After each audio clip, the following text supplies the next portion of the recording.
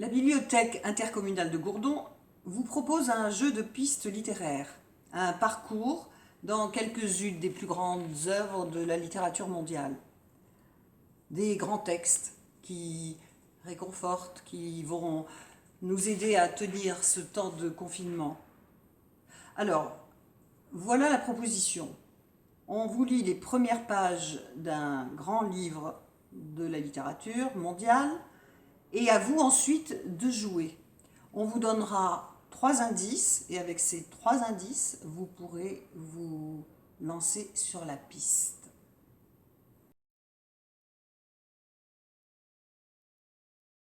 Alors, je vais donc vous donner la solution. En fait, je crois que beaucoup de monde a trouvé. Pour ceux donc très rares qui n'ont pas trouvé le titre du livre que je lisais la semaine dernière, avec, je précise juste, une spéciale dédicace pour Lou, 12 ans, qui a tout de suite trouvé Les Misérables.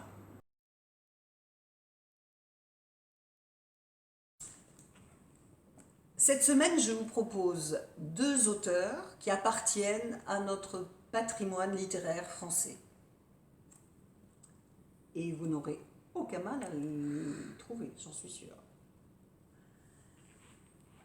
Le 15 mai 1796, le général Bonaparte fit son entrée dans Milan à la tête de cette jeune armée qui venait de passer le pont de Lodi et d'apprendre au monde qu'après tant de siècles, César et Alexandre avaient un successeur.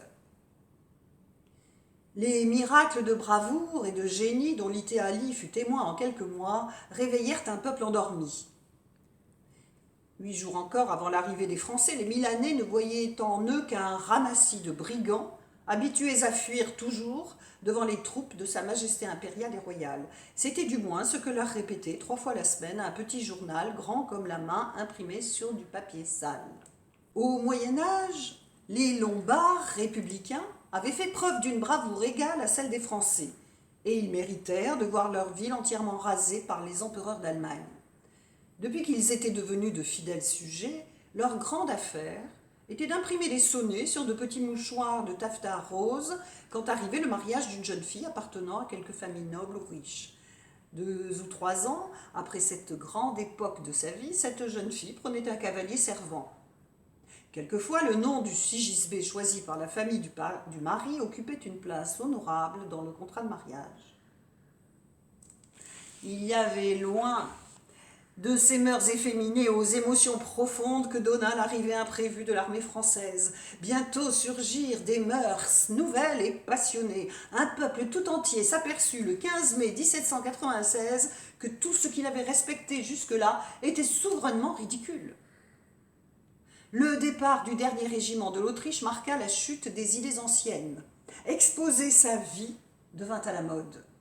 On vit que pour être heureux, après des siècles de sensations affadissantes, il fallait aimer la patrie d'un amour réel et chercher les actions héroïques. On était plongé dans une nuit profonde par la continuation du despotisme jaloux de Charles Quint et de Philippe II. On renversa leur statut. Et tout à coup, l'on se trouva inondé de lumière. Depuis une 50aine d'années, et à mesure que l'encyclopédie et Voltaire éclataient en France, les moines criaient au bon peuple de Milan qu'apprendre à lire ou quelque chose au monde était une peine fort inutile, et qu'en payant bien exactement la dîme à son curé et lui racontant fidèlement tous ses petits péchés, on était à peu près sûr d'avoir une belle place en paradis. Pour achever d'énerver ce peuple, autrefois si terrible et si raisonneur, l'Autriche lui avait vendu à bon marché le privilège de ne point fournir de recrues à son armée. En 1796, l'armée milanaise se composait de 24 faquins habillés de rouge. La liberté des mœurs était extrême, mais la passion fort rare.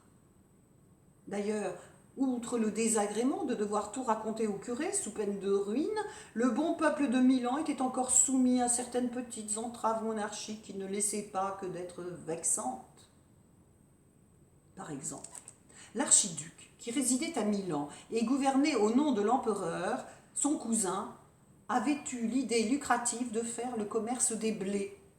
En conséquence, défense aux paysans de vendre leurs grains jusqu'à ce que son Altesse eût rempli ses magasins.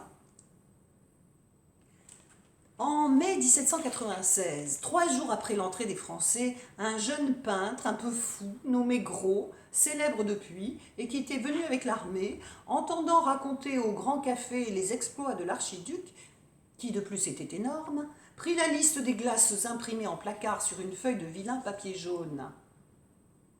Sur le revers de la feuille, il dessina le gros archiduc. Un soldat français lui donnait un coup de baïonnette dans le ventre et au lieu du sang, il en sortait une quantité de blé incroyable. La chose nommée plaisanterie ou caricature n'était pas connue en ce pays de despotisme cauteleux. Le dessin laissé par Gros sur la table du café parut un miracle descendu du ciel. Il fut gravé dans la nuit et le lendemain, on en vendit 20 000 exemplaires.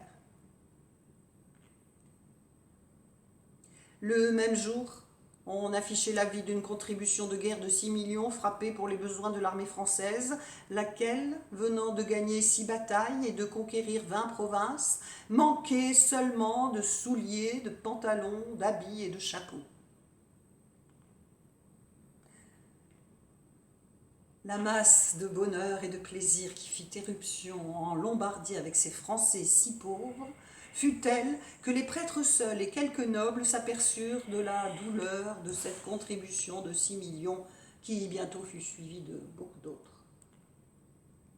Ces soldats français riaient et chantaient toute la journée. Ils avaient moins de 25 ans et leur général en chef, qui en avait 27, passait pour l'homme le plus âgé de son armée. Cette gaieté, cette jeunesse, cette insouciance répondaient d'une façon plaisante aux prédications furibondes des moines qui, depuis 6 mois, annonçaient du haut de la chaire sacrée que les Français étaient des monstres, obligés, sous peine de mort, à tout brûler et à couper la tête à tout le monde. À cet effet, chaque régiment marchait avec la guillotine en tête. Dans les campagnes, l'on voyait sur la porte des chaumières le soldat français occupé à bercer le petit enfant de la maîtresse du logis et presque chaque soir, quelques tambours jouant du violon improvisaient un bal. Les contredanses se trouvant beaucoup trop savantes et compliquées pour que les soldats, qui d'ailleurs ne les savaient guère, puissent les apprendre aux femmes du pays, c'était celle-ci qui montrait aux jeunes Français la montferrine, la sauteuse et quelques autres danses italiennes. Les officiers avaient été logés chez les gens riches. Ils avaient bon besoin de se refaire. Par exemple, un lieutenant, nommé Robert, eut un billet de logement pour le palais de la marquise del Dongo. Cet officier possédait pour tout bien, en entrant dans ce palais, un écu de 6 francs qu'il venait de recevoir à Plaisance.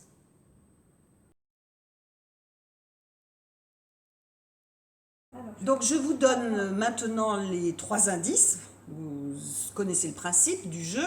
Premier indice, l'indice sur l'auteur. Donc il est contemporain des faits évoqués dans le texte, c'est-à-dire l'époque napoléonienne, dont il a été d'ailleurs le témoin direct.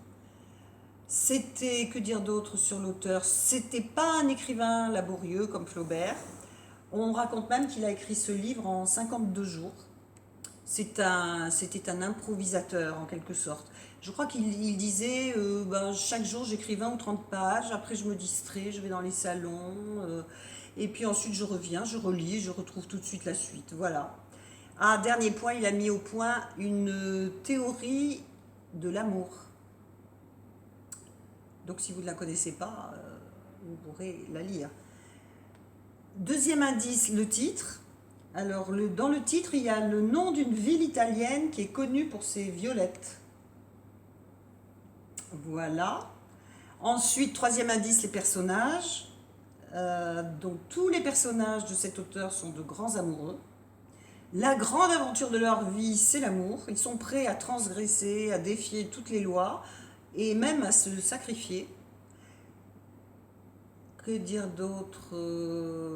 Les personnages dans ce livre on peut les placer dans 2 catégories. Il y a ceux qui sont exclus de l'amour, qui n'y comprennent rien, qui n'ont jamais éprouvé la moindre parcelle de passion, et ceux qui ont au contraire pour devise « j'aime donc je suis ». Voilà, à vos marques.